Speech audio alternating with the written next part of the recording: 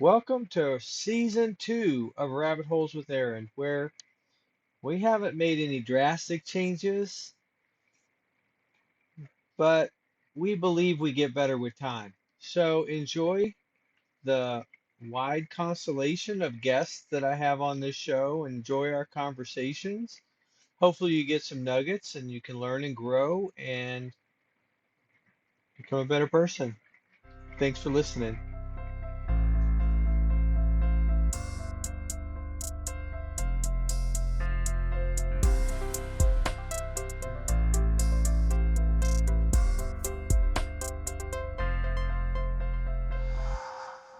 Welcome to Rabbit Holes with Aaron. I'm Aaron, and today with me on the podcast, we have the treat and the honor of having James with us.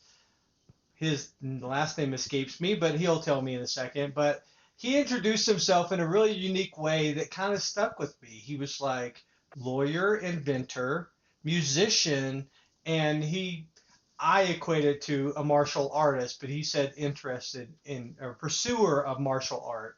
Um, but yeah, welcome to the podcast today, James.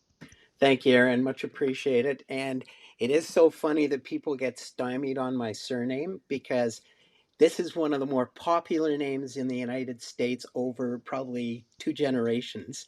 So I'll start with Ed McMahon on the Johnny Carson show for those of us who are old enough to remember Johnny Carson.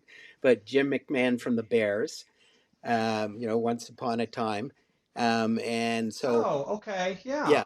Yeah, so that's how it's pronounced in North America. Of course, when you go to Ireland, they want to whack you over the head by giving it that pronunciation, but we will stick with that. Okay, okay, thank you. Thank you for explaining that. Is there anything I missed about yourself in your intro that you'd like people to know about you? Sure, thank you for that. I would say that the martial arts enthusiast is probably an understatement. Uh, Oh, yeah, I started at the age of 12, and I've trained in seven systems, but my home system since the age of 18 is jujitsu, mm, and I am a third degree black belt and an honorary fourth degree in my system. I'm actually the third highest ranking member of my school. wow. Yeah. Well, I'm definitely going to ask you about that in this episode because that is so fascinating to me. But before we do that, what's new and exciting in your life right now, James? I'm writing another book. Well, actually, I'm writing three books, all in different genres. But the one I'm heavily focused on is a whodunit. Hmm. So it's not a. So I'm stepping away from fantasy for this project. But interestingly enough, this is based on a real story that has, of course, been utterly fictionalized. But all of the key components of the story that motivated me to write it are so fantastical in nature that I've preserved that in the core of the storytelling. But like I said, highly fictionalized. Okay, so I've already can tell you're an expert at torturing people. I mean, building Absolutely. suspense. Yeah, fair enough. Yeah. No, thank you for that teaser. And yeah, I mean, yeah, I'm going to be reading some of your books, no doubt about it. But I hope my audience does too. And I want to pull out, you know, the martial artist piece again, because when you hear it, I think of Bruce Lee, right? But when you really examine the words, it's art. Yeah, absolutely. I mean, war art. I mean, yeah, it seems like you could say something about that. What do you think about that? Oh, first of all, let me differentiate and start with thanking you for your service because I know that you had a career in the Marine Corps, and that's always not paid nearly enough attention by the average person. And I grew up around the intelligence and policing community, um, and I've also trained a number of high level JTF2 soldiers in Hmm. my martial journey. So even though I haven't served in that basis, I've been a professional bodyguard as a young man, and I also sometimes work in the intelligence sphere as a lawyer. So I've always sort of played around the Wow. outskirts of that, and it has not only informed my life journey, it has given me a disciplined approach to life that has allowed me to always look at the worst possible moments and say, this too shall pass. Wow. There's so much there. I mean, there's a lot to unpack. I want to go back though. My curiosity draws me back to the art in martial art. The art, because so many martial artists, and this is my perspective. It's like dancing. I mean, dancing where you can get killed, but it's like dancing, right? In some way. What do you think about that? Yeah, so I'm very strongly in support of that view. I think that people have a misconstrued idea about what martial arts are supposed to do. Because first and foremost, it is about learning the beauty of a system. Wow. And like people talk about forms and kata and this kind of thing. But I mean, all of the original martial arts were based on the study of animals and nature. And, the martial arts effectively, as a first system of combat, began in India and then moved across the mountains into China and Japan and Korea. And, as we all know, it jumped over to our side of the world much later on. But that's only one part of the story, because when we talk about martial arts, the first thing people think of is, oh, karate or judo, or this sort of thing. But let's face it, there was a whole medieval age where people were artists with swords and artists Mm. with the bow. And in Aikijujutsu, which is the art of self-defense, as opposed to the way of self-defense, which would be a do. When you say something is a Jew, it is truly the art form of self-defense. So it covers Mm. all of the landscape of what self-defense actually means. And without exaggerating the point, yeah, there's a lot of movement and there's a lot of forms, but there's a lot of this and this here. And Mm. you don't develop those, then you're not going to progress in the art form.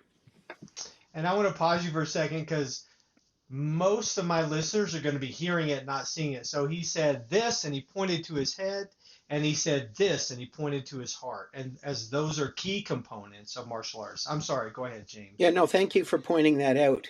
Yeah, I did. Didn't really think about that. Um, so yeah, I mean, it's an investigation of self.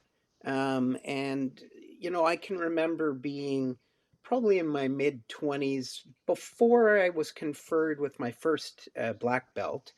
And Mm-hmm. I remember my sensei, who was one of the originators of the system in Canada, pulled me out of a class that I was leading. Um, and I was the president of the system. He was the sensei, and he said, you got to learn to play more. Ooh, I love that. I and I love that. and I looked at him like, "What the heck are you talking about?" And he goes, "You're so damn serious, man." He says, "I love what you do out there. I ask you to go and fight a guy who's a foot taller than you, and you step into the ring. That's great. I love that, but you're so intense. Chill out." Right. You know, Yeah. and it really Wow. it flipped the script for me, in ways that I can't even describe now. Other than I know that it changed my journey. Yeah. Wow. It like held a mirror up to you and showed you, you're like, I am ready. I'm a black belt. I know all things. And he's like, there's still one thing to learn. What's that? Play. You're Yeah, like, what? yeah, No, yeah, no, no. I thought you were going to teach me another move to disable an opponent. No, have fun with it. yeah, I love that. yeah. It Oh, was shocking. It was yeah. truly shocking for me, and the level of introspection that I had to apply to learnings that I'd had for years suddenly softened the way I did things. Yeah. You can sort of liken it to going from straight line thinking to traveling in circles, large and small. Hmm. Okay. Yeah, I can see that. And I'm gonna hop into a rabbit hole here. And I have so many written down, but this one, it just makes it so fun. It makes me keep wanting to laugh. It's like, maybe what are some things that only a master could say, right? Like when the master says it, you're like, that changes everything. That changes. It's like a paradigm shift, I guess. And what are some things, do you have a lot of things from personal experience, or maybe you as a master that you've said that's just flipped the script, as you said, and changed your whole way of thinking about maybe martial arts? Yeah, so absolutely. But I would say this first and foremost, and it's not just false humility. I'm not a master. I still consider myself a student until the day I die. I am never going Sure. to see myself as that person. It's like being an author, right? There's that sense of imposter syndrome that you deal with, even though you have Mm, the whole toolbox. Um, I would say that the information that I would impart to somebody who's asking about this would be something like this. Until you're in a crisis situation, and it can be an emotional crisis, it can be a combat crisis. God knows I've had lots of combat crisis. um, yeah. but until you're in a crisis situation, you really don't know the true measure of who you are. And Mm, the lesson that I have learned, if I could simplify it down to one thing, just do anything. Just don't freeze. Do anything. It doesn't matter if it do. was good or not good or Mm. somewhere in the middle. To do anything is going to take you much further down the path that you're currently on than just sitting there staring off into space. That aligns so well with everything else I've been thinking about. When you think about discipline in writing a book, which you're doing that as well, like, and I reflect back on the writer that his name is Jay Farley, that he had a few episodes ago, and he told me that he sits down every day at 7:30 and writes at least 500 words, and he does it every day, and he's of course he's cranking out books that way, slowly, but the right way, and I take that back to just do anything. And and actually, what is me sitting in? And I'll have this last thing, and then I'll turn it back over to you. But like, what is me sitting there? I'll set my timer for an hour. This little vulnerability here. I Yep. set a timer for an hour on my phone, and I sit there with my headphones on, a quiet space with some like handpan music going, and I go to write, and I'm like, oh, I need to get some words, and then I kind of look, and I'm like, well, let me make sure this matches with something I wrote before, and then I read chapter one again, and I'm like, ooh, that's not right. That's not right. This isn't right. What was I doing? Oh yeah, writing. And I go back to write again, and I maybe get a sentence, and my timer goes off, and I'm like, you know what? That was a good hour. I got Yeah. 5 more words. Yeah. But anyway, I'll turn that back over to you. What do you think about that? So I think that is a very effective way of doing things, especially for somebody who's trying to acquire the discipline of writing. And I know a number of budding authors who don't even know where to begin. And so when you talk Hmm. about writer's block, the biggest part of the writer's block is they don't initiate, right? Yeah. So by forcing yourself to sit down and say, "This is my time," recognize that that's what it is. Yeah. It's selfish self exploration, imagination, creation time. I mean, what a gift! If you're a married person, I'm married, I have kids. What a gift your family can give to you to be able to sit down and just be someone else in that Hmm. time, Yeah. right? Now, I will say that my discipline is a little bit different, and it comes back to the comment I shared with you earlier about learning to play. Um, so I set aside. sometimes days or weeks, where I will sit down and write, so that I can reserve time for my law practice. I can reserve time to deal with family related issues.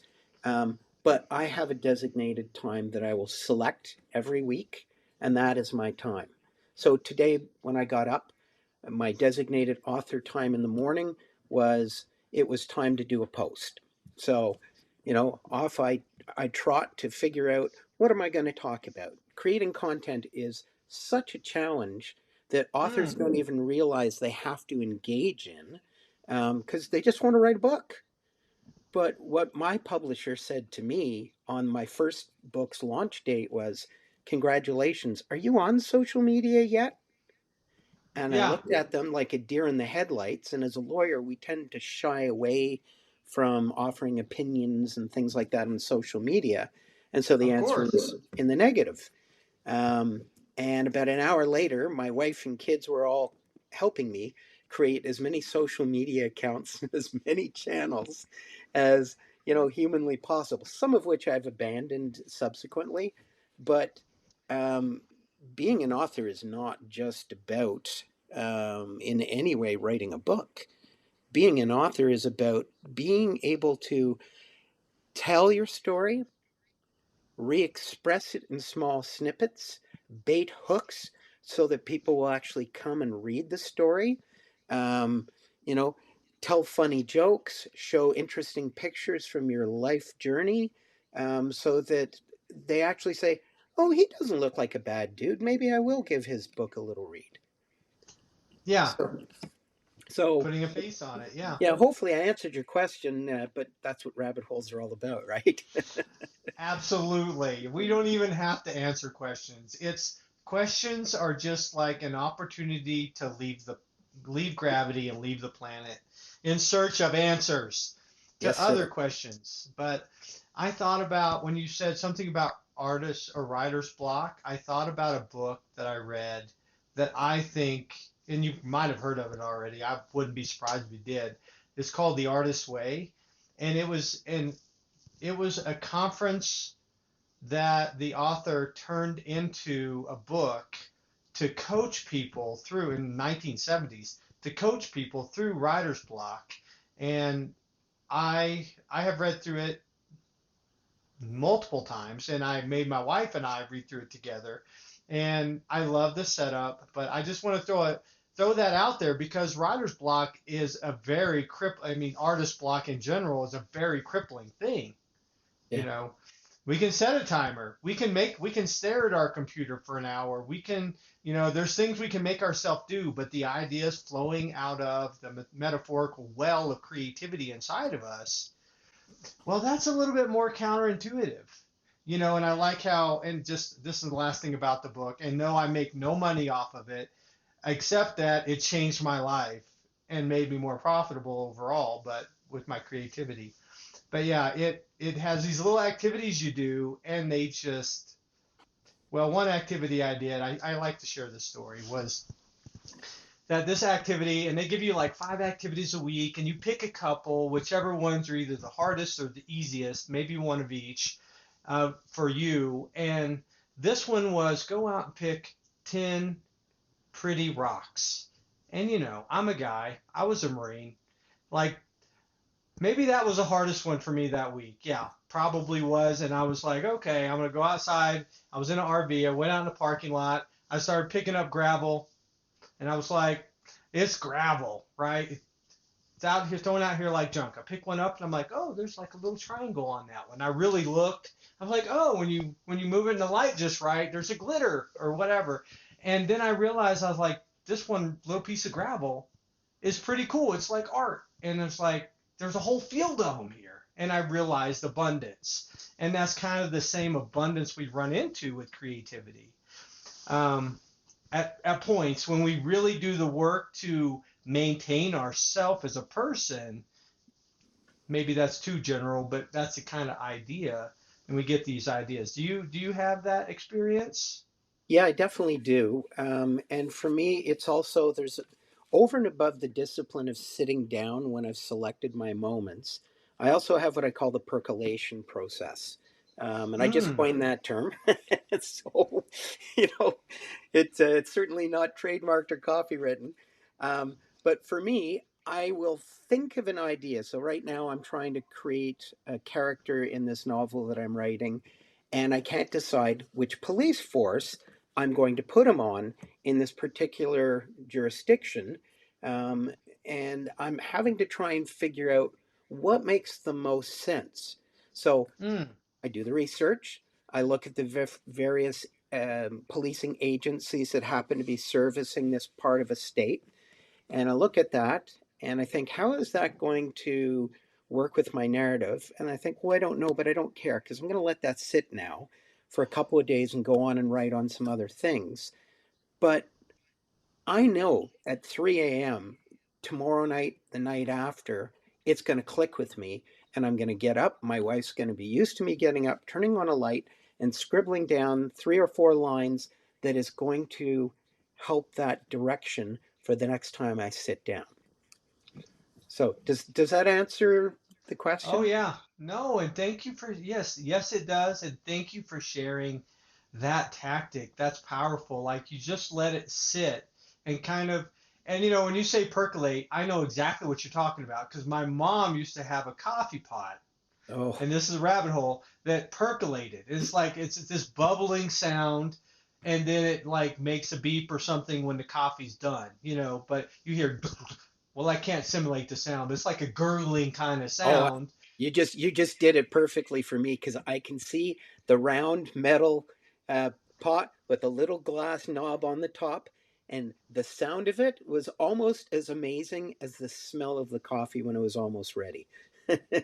And the only place you can see that now is in a really good Greasy Spoon diner, and I love Greasy Spoon coffee. Awesome. Thank you so much for making it even more easy to visualize, right?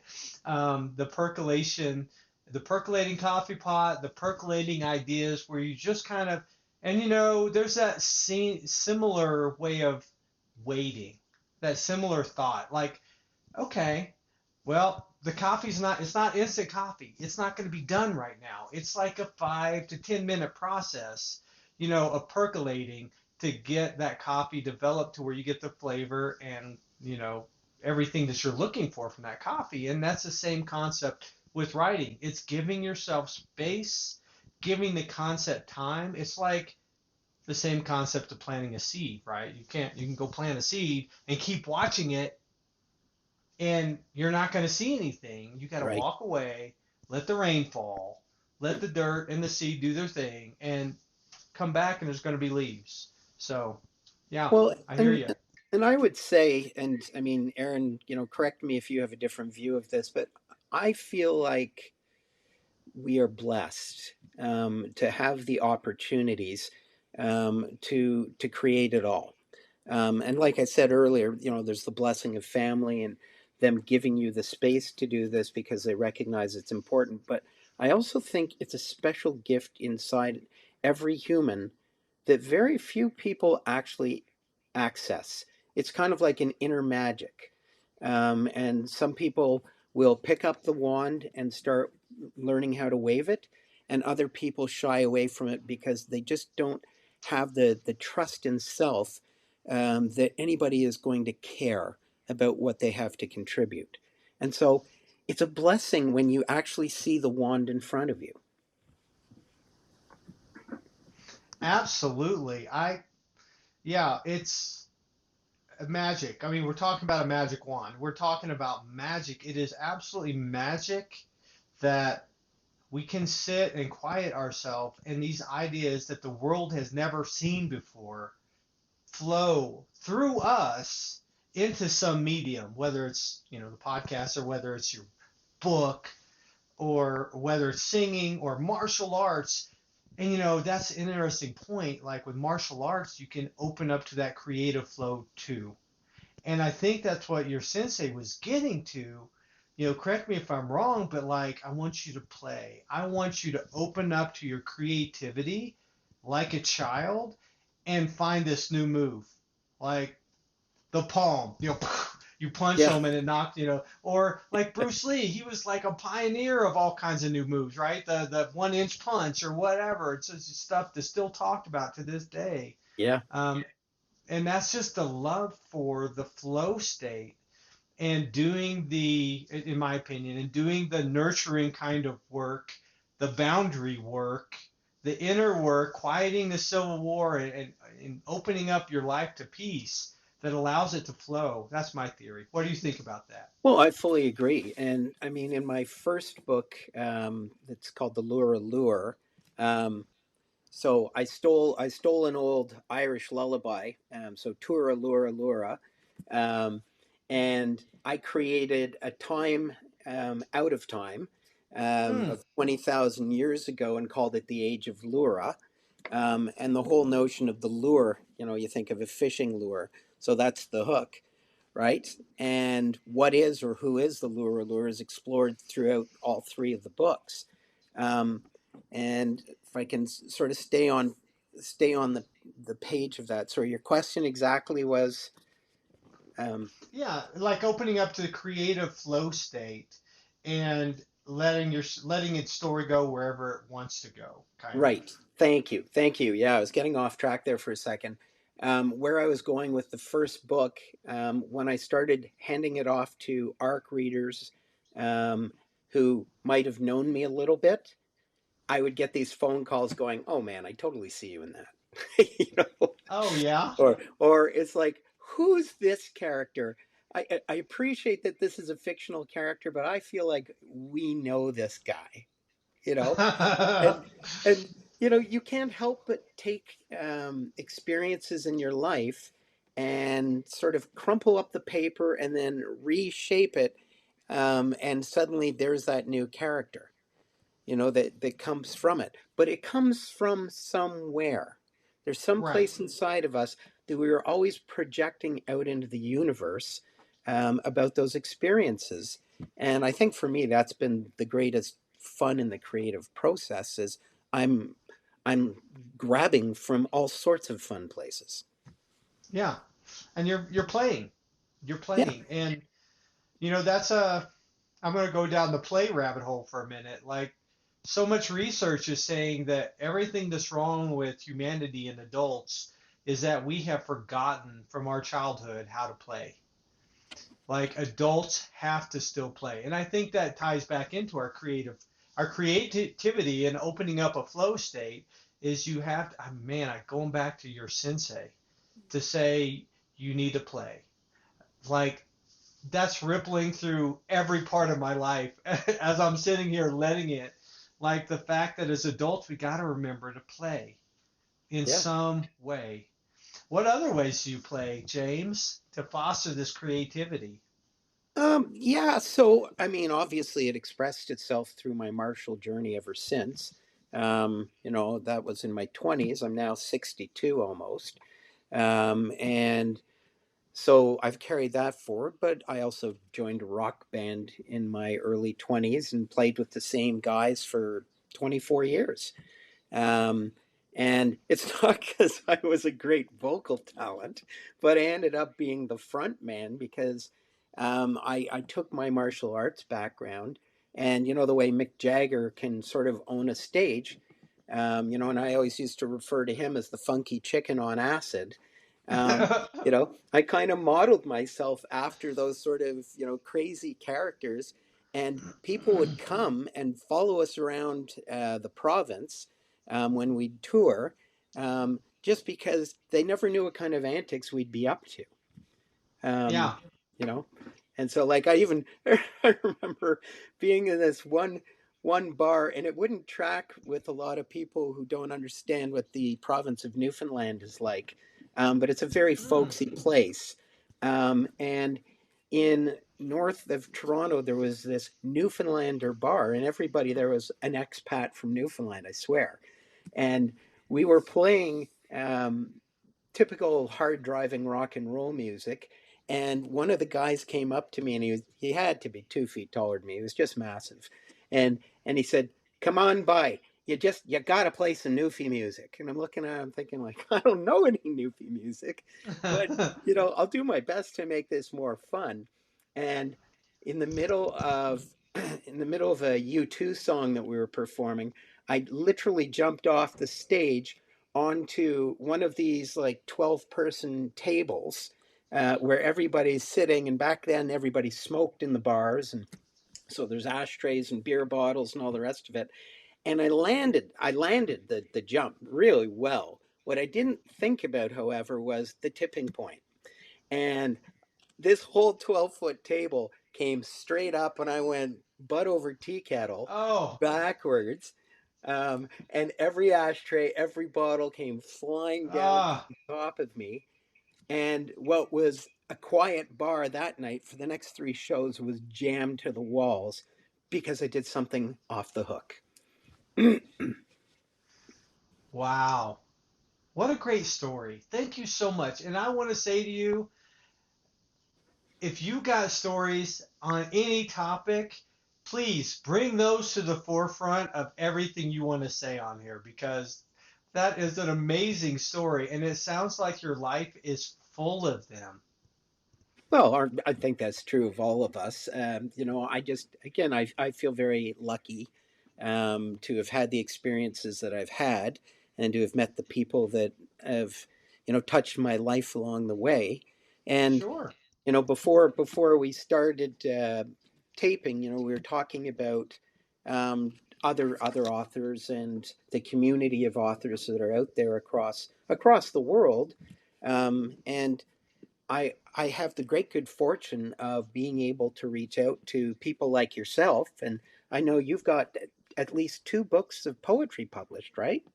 That's true. Yeah. Yeah. So I mean, you're on this path, same as I am, and I got to think that every time we link a chain to the next link, um, it starts to look like a spider web because there's just so many places that we now are able to go from having these meaningful conversations with our brethren out there in the community.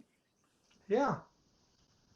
Yeah, I love that. And that takes me back to another rabbit hole real quick about how amazing and miraculous and magical it is that, you know, well, they say about the human brain. I'm trying to remember. I think it's called The Beautiful Mind. There's a book I read about the brain and how it functions socially.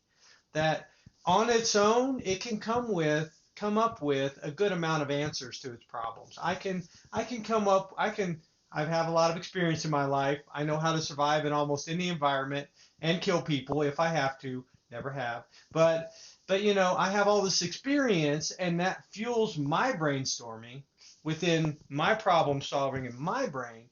But if I bring you into the situation or any other human, the more experience, the better. That's why I said you. But any other human in the situation, they're going to have answers and solutions that I never even thought of. And it's more than double. It's multiplicative, Yeah. right? Yeah. Is it? Yeah. To your Yeah, point of the because spider web. Go ahead.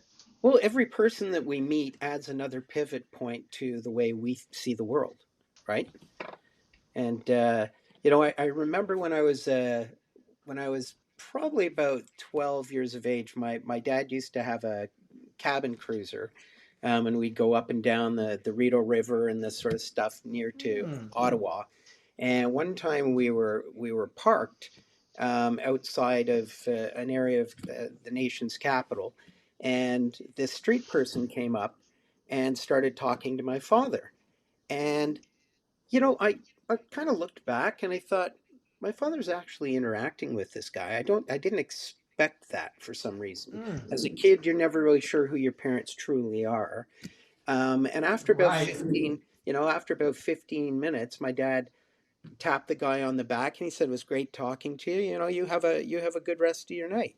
And the guy went off, and I looked at him. I was quite astonished, and I said to him, were you not worried about interacting with that guy? He's pretty impaired. And he said, "Yeah, but he's got a story to tell that nobody else can tell, Wow. and he just needed an opportunity to tell me some of it." And I never forgot that. And, the woman I married is another one of those people where I think we have literally written on our foreheads, tell me your life story. And I love that people actually take me up on it, Yeah. you know? Wow. Well, don't say that to me. I mean, we don't have enough time. No, I'm just kidding. I can summarize. Well, you know a little bit of my life story already, but yeah, but anybody is ready to talk about themselves. And I love the magic that is also there, the miracle that is there. That if I am interested and I can get myself tuned on listening to someone else, I can know pretty much anything about them. Even it surprised me when I'm in just normal conversation and I'm listening and maybe summarizing, reflecting, maybe listening plus a little bit, but they're like, actually, I don't think I've ever told anybody that story. And I'm like, I mean, I almost, am overcome with the honor of that moment. And I'm just like, wow, well, thank you so much for sharing that story with me. And, and it's like a mirror in a way that it lets them see themselves in a different light. Maybe they think it's their worst story. Maybe they think it's their darkest hour. And I listen to it and I'm like, thank you. And then maybe that gives them value back. But yeah, that proves for sure. I love the magical nature of being a human and how being social can change everything for anyone, Yeah. by listening. But go ahead. Well, but I mean, on that same path, and I mean, I will link this up to being an author when we're telling stories, but there was a book that we were forced to read when I was in high school, by Voltaire, called Candide. And Mm. it's basically this guy traveling around the Europe of the Middle Ages, meeting people. And each time he met these people, they would tell their life story. And each time a story got told, it was just worse than the last one he'd heard. Oh no. And Yeah. so the moral of the story that was sort of hammered home by this longtime author many hundreds of years ago was that no matter how bad you think things are for you right now, you will meet 10 other people who will tell worse stories. And again, that has to be a guiding principle. You know, Jumping back to writer's block as an example. Writer's block just means that the creative process isn't ready yet. Go off and do Mm. something else and let it percolate. Mm. Because you're going to be able to channel some part of your life back into the narrative, and just accept that flow, because the deeper you mine your emotions, the more likely you are, if you have the courage to actually sort of show yourself to the world, it'll come out. Yeah, absolutely. Wow, thank you. Thank you for that. Wow, another rabbit hole I wanted to go back to. Well, you know what? Actually, I want to check in with you. Was there anything that we've talked about so far that you wanted to go back to? Well, honestly, I'd like to ask you a question about beekeeping. I mean, I saw Oh, that okay. that's something that you've done over and above being a potter. And when I was listening to one of your podcasts previously, you were talking about the fact that you don't use a wheel, and I thought, yeah, I probably wouldn't use a wheel either. My hands aren't steady enough for that. But I like the whole idea of sculpting. But when I saw that you were a beekeeper, I thought, wow, that is again an exercise in mindfulness that most people would never even realize is available. So, how long Yeah. did you do that for? Well, I mean, the beekeeping story. Yeah, beekeeping it is, I like that you said mindful because there's so many parts to it where you listening is the best part. Listening is the sweet spot. Well, we're talking about honey here. But yeah, so I got into beekeeping, excuse me, I had a income tax return and I got $400 and I was like, you know what? We're sitting in somebody's backyard with our RV. We're going to be here for a couple years. My wife was starting to go to college. This is after we visited. We were up to 29 states at that point. And so we're sitting there, and I was like, I'm making my own coffee cup now. I don't make my own coffee, but I would love honey to put in my coffee that came from that I was able to source somehow. And so I've been fascinated with beekeeping. I checked out 3 books from the library, which I can't say enough about that. That's like 10 stars, recommend highly, first step for anything, right? And I don't know how you feel about that, but like that's the way I was raised. So like the library is the first resource for me. So I went there, checked out some books. I got on Amazon, ordered, a bee box, a full set of kind of bee boxes. I assembled them, and then as it turns out, I went to church, and there was a time of prayer request, and I asked for God to give me some bees, right? Yeah, yeah. and I'm kind of a simple request kind of guy in that way. Um, and somebody in the Bible study that day was like, "Oh, I haven't checked on my bees in a while. You can have my bees if you want." And so I brought their bees over, and I ordered like a beekeeper starter kit off Amazon, which I don't recommend actually.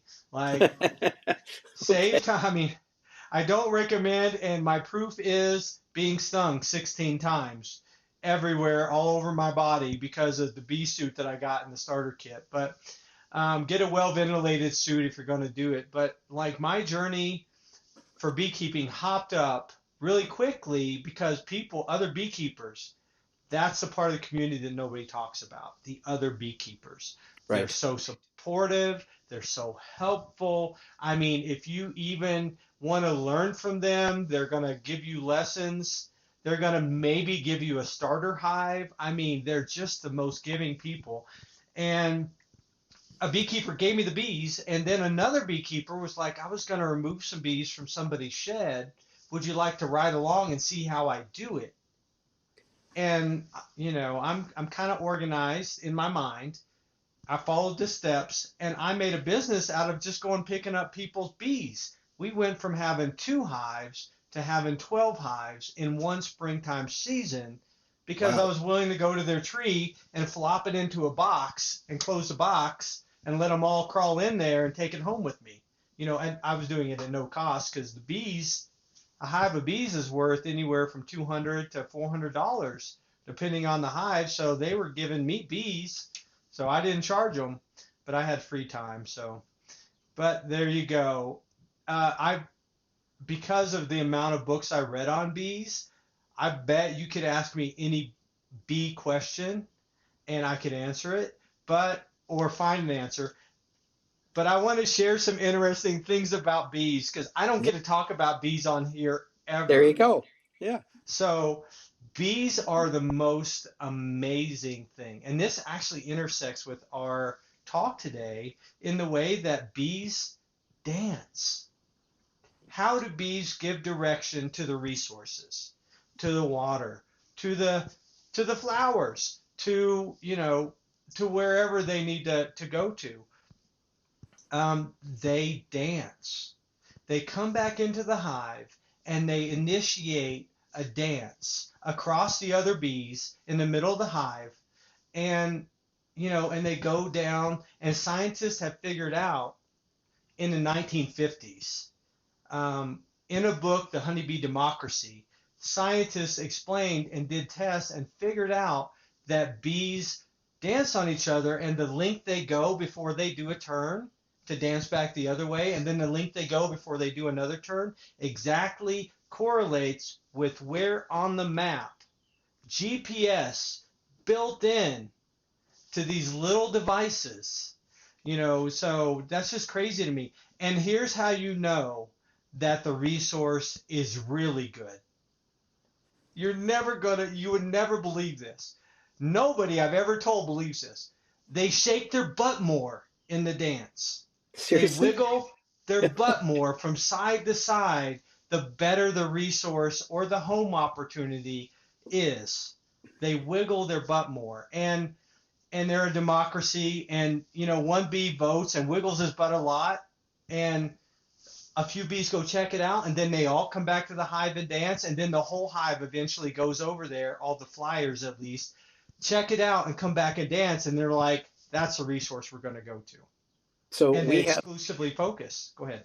oh, no, no worries. No. So we have a number of flowering berry trees in our backyard because we thought it would be nice to have stuff that we could make jams and jellies and this kind of Oh, thing. yeah. But we don't have a massive lot, but we have great trees. And I love trees. I have a fascination with all kinds of trees. But for Mm, me, bees are God's construction company. And they literally, without bees, the world just isn't thriving. And so it's a funny thing, you know, when you sit down and you talk to people who are in the farming world and this sort of thing, and they talk about the incredible importance of having bees be able to come to their crops and to pollinate. And while there are other obviously insects that pollinate, nobody does it like bees. And so it's always fascinating to me. And that's why I asked you about it, because my wife always says, you know, if we ever move to the country, I'm going to be a beekeeper. So, you know, so you've enjoyed the process is really where I'm getting, right? yeah. I have really enjoyed it. I learned so much from it. And now, guess what I have to put in my coffee every time I have it every day? A Yeah. teaspoon of honey from the bees. I call them the marine hive because they're aggressive. They're aggressive, and they see you coming, they will attack. But that's why I have a good bee suit, right? A ventilated bee suit. I go out to them, um, and my passion and my love for working with bees, it was contagious. It wasn't very long after that a guy with 10 acres knew my plight of not owning property anywhere. I'm a nomad, and he said, "You can keep your bees with my bees, and we can be a partnership." And so, like, he runs it and checks on it. I go with to check on him sometimes every once in a while. I help for the honey harvest because secret confessions that are no longer secret is I only know myself to be greedy about one thing on this planet. I don't care about money. You could throw gold coins out here. I'd be like, I don't care. You know, I'm not even, I'm gonna walk around it. But with honey, I turn into some kind of honeybee, and I'm like, every time I open up the hives, I'm like, ooh, there's honey. Maybe, and I kind of try and justify it with my partner. Maybe we just need to take this honey, or whatever. I try and find a way to get honey every time I can. Yeah. Yeah. Well, and we've taken this to a point of a breakfast addiction in our house because we're always looking for manuka honey, which, Mm, as you likely know, can only be harvested from tea trees in New Zealand and parts of Australia, right? And so we're always like every time we go to a grocery store, it is incredibly hard to find manuka honey. yeah, You know, and it's not even about taste, it's just about like all of the biological properties that are good for you. um, you know, although I mean I like any honey, it can be an amber honey, it can be whatever, but you know, there's just something about knowing you're putting that into your body, just makes you feel better. yeah. It's coming straight from the source. At least in my case, it's coming straight from the source. It's nutritionally amazing in so many ways. Yeah, I could go the rest of the day. But I will share an interesting story about the honey because I got the honey the first time and I tasted it and I was like, this is so good. It's, sweet. I love it. And Jill tasted it for the first time. My wife, Jill, she tasted it. And maybe you probably know this too. Women are like the ultimate human being as far as sensing things, right? I don't care who they are. They smell, it's proven. Women smell like 10,000 more smells. They see 10,000, 20,000 more colors, on and on the list goes. So she tasted the honey and she was like, ooh, it's sweet, but not too sweet. Oh, and it hits you again. And oh, it kind of the flavor stays with you. For me, it was like good or bad, check the block. This Yeah. is good, yes. And she kind of got me to pay attention to the small little flavor changes of the honey, and I was fascinated. And then I started tasting it, and I'm like, oh, okay, yeah, I see what you're talking about. Wow, this isn't just a yes or no question. There's 100 questions here. Yeah, absolutely. No, I love that. But so I've got to ask, is any of your poetry inspired by either your time in the Marine Corps, or are you more of a naturalist poet who's talking about nature? Thank you for that question. Nobody in my entire life has ever asked me about my books of poetry. Really? So you're going to get 1,000 answers. No, I'm just kidding. No, they're not. They're mostly, the first book was mostly inspired by, it was raw listening to the creative flow from myself. And it was very similar to a story you shared. I was actually, there's a little bit more of a story to this. I moved in, my kids grew up, they left home as they're supposed to. They found places, they started paying their own bills. It was pretty much ideal, except that I was a single parent of them. And so I was looking at this 4 bedroom, 2 bathroom house, and I'm like, man, this is a lot to clean. I'm like, I need to get a smaller place. And I was renting. And then I looked at apartments, and and I'm in America, and I don't know the differences in real estate, but the apartment was like even more expensive than the house I was renting in a nice neighborhood. And I was like, well, that's not an option.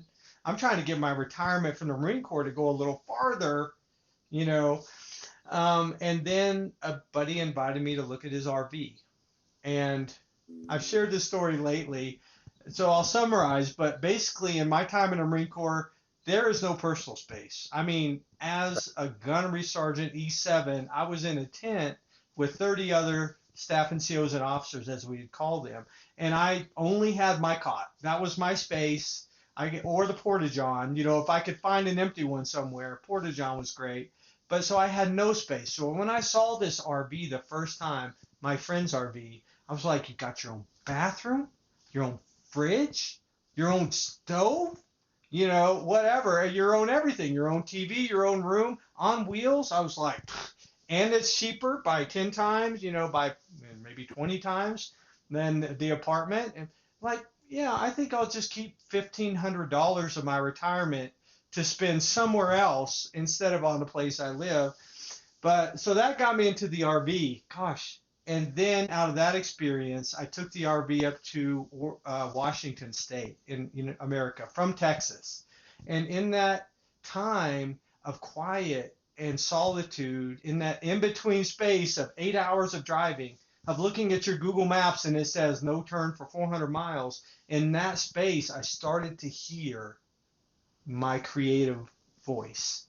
And I would dictate to the notes app on my phone. I'd be like just dictating raw thoughts, rhyming lines, everything. And then later on, I'd get to where I was going and I'd take a look at them and kind of edit them and change them a little bit to fit. But that's where the first book of poetry came from. And it was amazing for me. And that's where I realized that my poems were little messages to myself of how to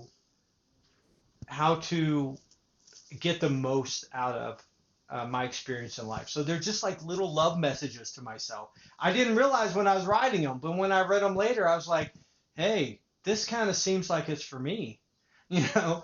And then the second book of poetry to go over that was really examining a lot of relationship problems I was having in my life. And I was in the Marine Corps. I've been divorced 3 times. I'm married to my wonderful wife so far for 5 years, and it's just amazing every day. We spend 24/7 together, 365 in a small space, and we like it. So yeah, that's a lot at one time, but yeah, that's kind of the inspiration and where both my books of poetry come from, but not from the Marine Corps, really. No, no, fair enough. But I was curious, and I always wonder what informs a person's writing process, and it's got to come from somewhere. Um, and for me, when I was writing my trilogy, it was it was absolutely motivated from traveling.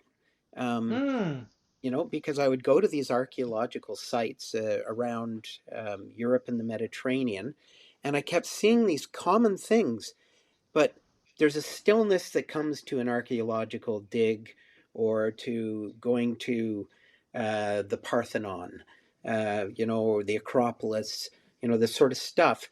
And what really kind of blew the socks off of me was there were these moments, these seminal moments in my life where I could actually hear, and I don't just mean in my imagination, like there was a tangibility to hearing the lives of people that were once alive, bustling through the busy streets of these ancient locations that really formed the basis for why I decided to sit down and write the Lure Allure.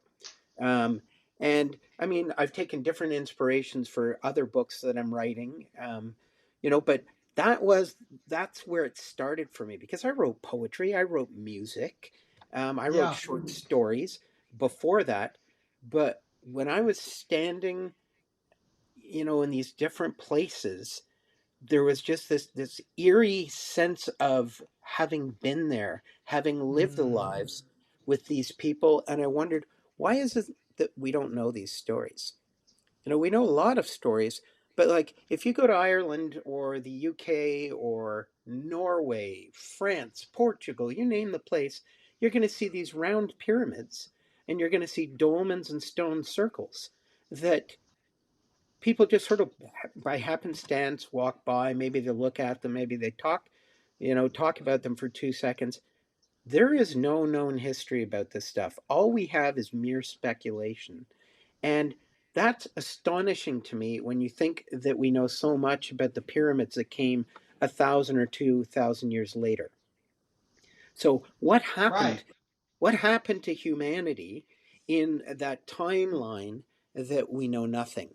And that was the impetus for me to write those Yeah. books. Was all about, well, I'm going to tell you a story about these people. I'm going to tell you about the tragedies. I'm going to tell you about the love. I'm going to tell you about the struggles of good versus evil. Um, and I'm going to explain how we don't know anything about them. you know and so Wow. that's the fun of being an author to me, right? Because Yeah. we get to do it. We get to pick the story and make it whatever we want to make it. And maybe fill in some important blanks for people, you Yeah, know, or the contagion that curiosity is. yeah, Well, I don't know why that stone's there.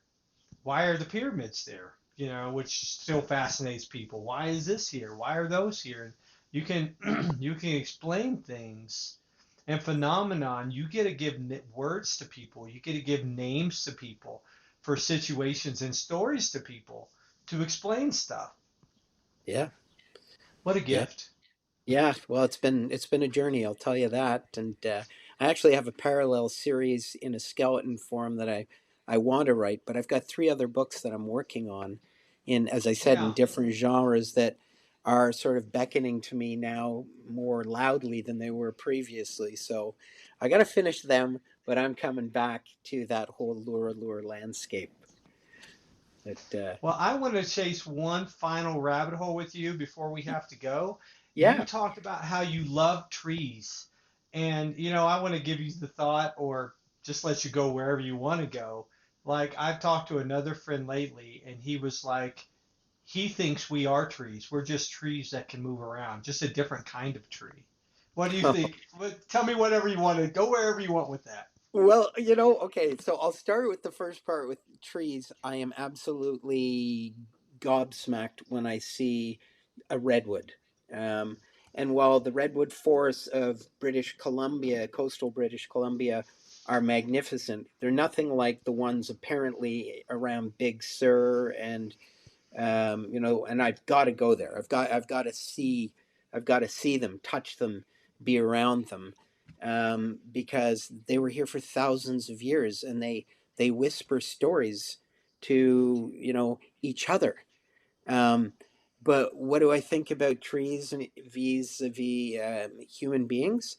There's an actual author um, who was a biological researcher, Hmm. and yeah, and I'm struggling to think of her name right now, but she wrote a book called Finding the Mother Tree, and it was all based on her research as a woman in the 70s and 80s. Suzanne Simard, that was her name, and how women were really not appreciated in the forestry industry, But she was out there doing all of this research, and what she figured out was the kinds of reforestation projects that were going on were completely useless. Yes, they would spring up trees faster, but it wasn't making healthy forests because you need variety, not just all pines or all poplars or all maple leaves. Like that was not the point. And she got to literally the root of it, and that was a thing called mycorrhiza, which is basically mushrooms. And the mushrooms beneath the surface are a neurochemical communication system that joins the root systems of trees and shrubs alike throughout the ground. And so the whole notion of finding the mother tree is very indigenous if you think about, you know, how that works. And you look at James Cameron, people like that who've told the story of, the Nabi and that in their movies, Avatar.